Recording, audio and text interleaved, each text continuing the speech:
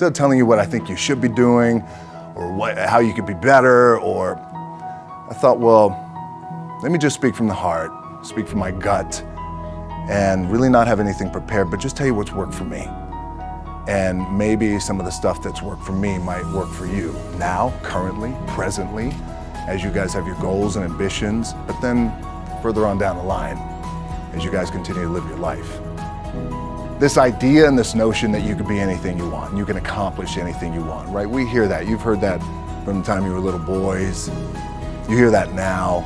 You're already incredibly accomplished. You guys know that. The thing that has worked for me is to remember the hard times. So, and I'm sure you guys all have your processes, and again, I'm gonna tell you what's worked for me. So before a big movie comes out, before, back in the days when I was wrestling with WWE, a WrestleMania match, anything big that would happen, I would always take a moment and I'd just remind myself, all right, I was evicted when I was 14. We were kicked off the island. We couldn't live in Hawaii. Had no place to live. A lot of shit happened then when I moved to Nashville. I was arrested multiple times by the time I was 16 years old.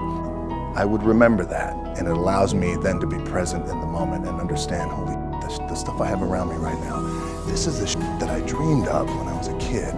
I am here. I played for University of Miami, played for great teams. Warren Sapp, Ray Lewis, they were my teammates. They were balling. Warren Sapp was playing tight end that time. I was starting defensive tackle. Yeah, they moved him over to D-line. And he looked at me, he's like, yo, dude, I'm gonna take your spot. I said, you ain't taking my spot. He said, I'm gonna take your spot. I said, we battled, and he took my spot. Now you can imagine how that with me, because there goes my opportunity. He went in, switched to defensive tackle, lit the world on fire. Well, what that did, it crushed me, it crushed my dreams. I had a piss poor senior year, zero production, no NFL, no combine invite, nothing. Finally went to the CFL, Calgary Stampeders, making $250 a week Canadian. Now, I had to send that home to my wife at that time. Had no money. So I remember that. I got cut from Canada. My dad, in his pickup truck, came down 4 o'clock in the morning, picked me up in Miami from Tampa. We lived in a little apartment in Tampa. He drove down in his little pickup truck to Miami to get me when I was cut from the CFL. And I thought, well, I leave home like you guys left home. I'm ready to tackle the world, to get after it, achieve my dreams and goals. Crushed by 22, 23 years old. Now I gotta move back in with my mom and dad. I played on great teams though. Wait a second, this is not supposed to be my future.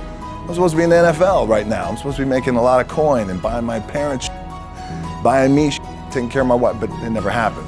So I pulled out my wallet, I thought, well, let me see how much money I have. I opened it up, I had a 5, a 1, and change. Well, at least I rounded up to $7. But I thought, God, ain't this a bitch? I got $7 in my pocket. Where the f do I go now? What do I do? I can't go back to CFL. The point comes where you hear that voice, big run's over. Like, you're done, right? So I heard that voice. So as Coach was saying, man, I hold on to that. I'm telling you, I keep, my back is up against this mother. We laugh, we joke, we have a good time, but my back is still up against this mother. I do not forget it.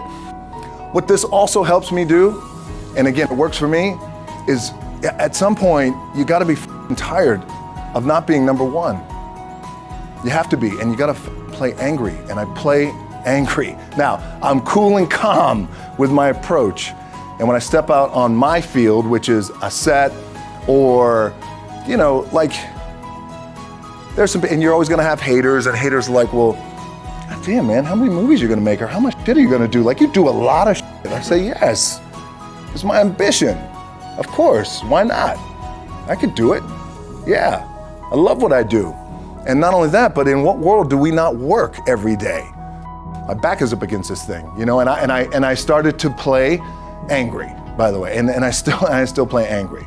Really, the two things I want to say are, you gotta be the hardest workers in the room, and don't f the opportunity up.